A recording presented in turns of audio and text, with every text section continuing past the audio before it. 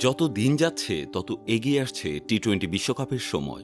দল নিয়ে চরম চিন্তিত বাংলাদেশ। এত কম স্ট্রাইক রেটওয়ালা একটি দেশ কিভাবে হার্ড হিটিং প্রতিযোগিতায় নিজেদেরকে টিকিয়ে রাখবে, এটা আসলেই সবাইকে ভাবাচ্ছে।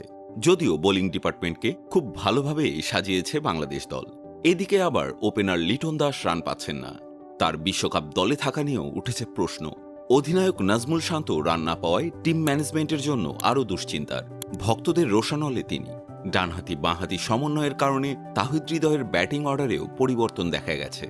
ভারতে 50 ওভারের বিশ্বকাপে ব্যাটিং ব্যর্থতার পর ওয়েস্ট ইন্ডিজ যুক্তরাষ্ট্রের টি-20 বিশ্বকাপের আগেও ব্যাটিং বিভাগ নিয়ে দুশ্চিন্তা কাটছে না। এর আগে সংযুক্ত আরব আমিরাত কিংবা অস্ট্রেলিয়া বিশ্বকাপেও ব্যাটিংয়ে ভালো করেনি লাল সবুজের প্রতিনিধিরা। তবে এই ব্যাটিং ব্যর্থতার মধ্যেও ব্যাটাররা অনুশীলনে ভালো করায় সন্তুষ্ট কোচ ডেভিড হ্যাম। অনুশীলনে ভালো করায় মূল আসরে শান্ত লিটন ভালো করবেন বলেই বিশ্বাস করেন।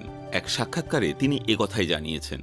অধিনায়ক শান্তর ফর্ম নিয়ে চিন্তিত কিনা এমন প্রশ্নে হেম্পে বলেন, ব্যক্তিগতভাবে আমি চিন্তিত না।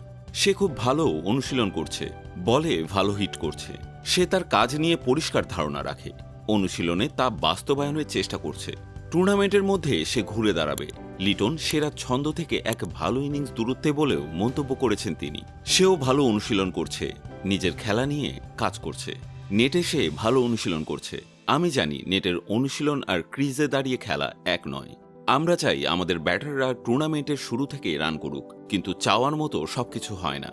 আমি বলবো লিটন ধারাবাহিক রান পাওয়া থেকে একটা ভালো ইনিংস দূরত্বে।